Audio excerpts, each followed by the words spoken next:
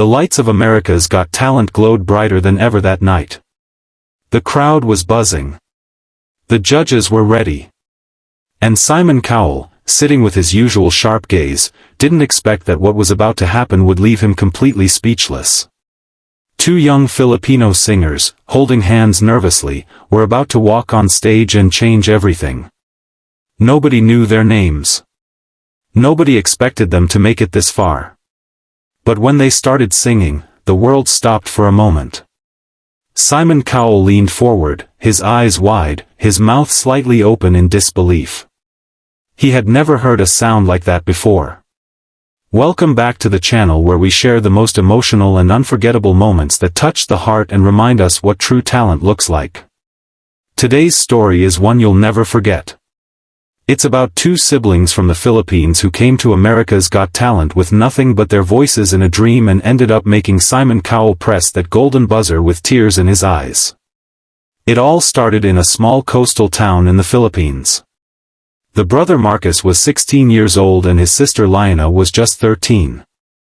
They grew up in a modest wooden house near the shore where every night the sound of the ocean was their lullaby. Their parents, Arnel and Joy, worked hard to make ends meet. Their father was a fisherman who would go out before sunrise and return after dark, often with barely enough catch to sell. Their mother sold homemade snacks in front of the school to help pay for their tuition. Music was the one thing that kept their family strong. Every evening when the power went out, as it often did, Marcus would pull out his old guitar, its strings worn and rusty, and Liana would sing beside him. They sang old OPM love songs, gospel hymns, and American pop hits they learned from a tiny radio that sometimes worked. Their voices blended so perfectly that even their neighbors would stop by the window to listen. They didn't have a lot, but when they sang, it felt like the whole world belonged to them. Their father always told them, "Someday, my children, your voices will take you far. Never stop singing." But tragedy struck one stormy night. Their father's small fishing boat didn't return. The next morning, rescuers found pieces of the wreckage near the shore. Their mother fell to her knees in grief, and from that day everything changed. Marcus, though just a teenager, took responsibility for his family. He started performing on the streets, in small markets, and even at local fiestas, earning a few pesos. While Liana stood beside him, harmonizing softly. It was during one of those small-town performances that a tourist from California happened to stop and listen. She recorded their performance and posted it on social media with the caption, "These two kids from the Philippines sing like angels." Within days, the video went viral. People from around the world shared it, and soon they received a message from the producers of America's Got Talent, inviting them to audition. At first, they thought it was a scam. How could two kids from a fishing village possibly end up on one of the biggest talent shows in the world? But after some verification and with the help of local sponsors, they found themselves on a plane to Los Angeles for the very first time in their lives. When they arrived at the AGT stage, they were overwhelmed. The bright lights, the massive audience, and the judges' table all seemed like something out of a dream. Marcus held Liana's hand tightly, whispering, "Don't be scared. Okay, well, sing for Papa."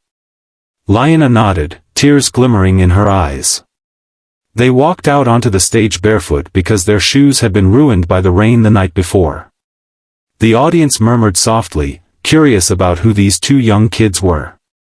Simon Cowell raised his eyebrows as he often did when he wasn't sure what to expect.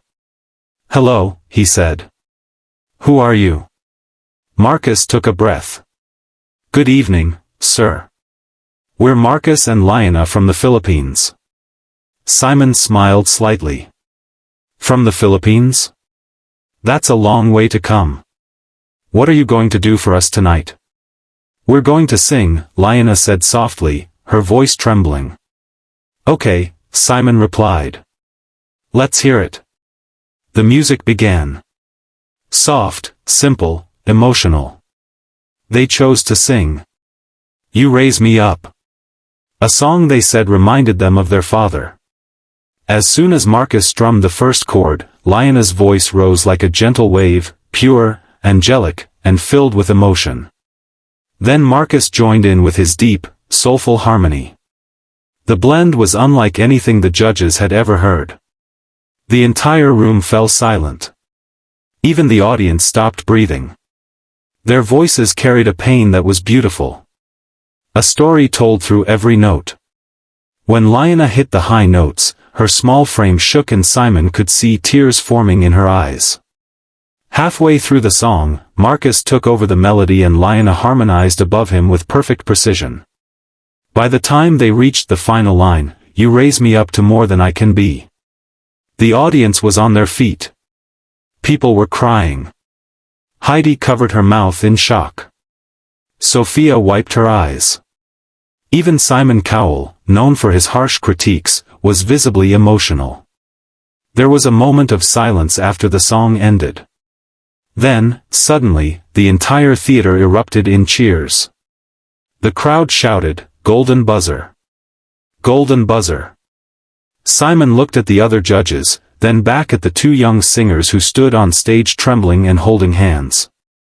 Simon stood up slowly and said, "I have heard many duets in my life, but I've never heard anything like this. The emotion, the connection, the raw power. You two are something very, very special." He paused, his voice breaking slightly, "And I think your father would be so proud of you right now." And then, with a small smile, Simon pressed the golden buzzer. The gold confetti exploded from above, raining down on Marcus and Lionna. Lionna started crying uncontrollably, covering her face with her hands. Marcus fell to his knees, overwhelmed. The crowd screamed louder, and Simon walked up on stage to hug them. He said softly, "You deserve this. You've just made history." Backstage, their mother was watching the entire thing on a monitor. When she saw the golden buzzer, she broke down in tears. She hugged the producers, thanking everyone, whispering, "Thank you, Lord. Thank you." After the performance, their audition video was uploaded to YouTube and gained over 50 million views in just a week. People from all over the world commented things like, "This is what real music sounds like," and "The love between them is the most beautiful thing I've ever seen." Filipino communities worldwide celebrated the moment, saying it was a proud day for their country. During the next round, Marcus and Lionna were even more confident. They performed "A Million Dreams" from The Greatest Showman. And the way their voices soared together made the audience cry once again. The harmony, the emotion, and their innocence touched every heart. Simon said after their second performance, "You two are a reminder that talent doesn't come from fame or privilege. It comes from heart, and you both have that in abundance." But behind their growing success was still a deep sense of longing. Every time they stepped on stage, they thought of their father. They said in an interview, "We're not just singing for the judges. We're singing for Papa who believed in us even when no one else did." As the competition continued, they faced tough challenges. Other contestants were older, more experienced, and had professional training. Marcus and Lionna had none of that. They practiced in their small hotel room, sometimes until midnight, perfecting their harmonies and timing. They couldn't afford fancy clothes, so they wore simple outfits that their mother had sewn by hand. But what they had was heart, and that's what the world fell in love with. During the semi-finals, they performed an original song they had written themselves called "Waves of Hope." The lyrics spoke about loss, resilience, and never giving up. As they sang, a video montage of their life played behind them, their small village, their father's fishing boat, their nights under candlelight, and their smiles through hardship. By the end, the audience was in tears. The entire theater rose for a standing ovation that lasted almost a full minute. Simon wiped his eyes and said, "That was one of the most beautiful things I've ever seen on this stage. You've not only touched my heart, you've touched the world." Their performance became one of the most shared clips of the season, with millions of fans calling them the heart of AGT. But the finals brought even more pressure. The producers had arranged for them to perform with a live orchestra. It was their biggest stage yet. Simon came backstage before the show and told them, "Whatever happens tonight, remember that you've already won our hearts. Just sing like you always do from the heart." They smiled, nervous, but ready. As they walked onto the stage one last time, the crowd cheered louder than ever. They performed The Prayer by Celine Dion and Andrea Belli, a song known for its difficulty and emotional depth.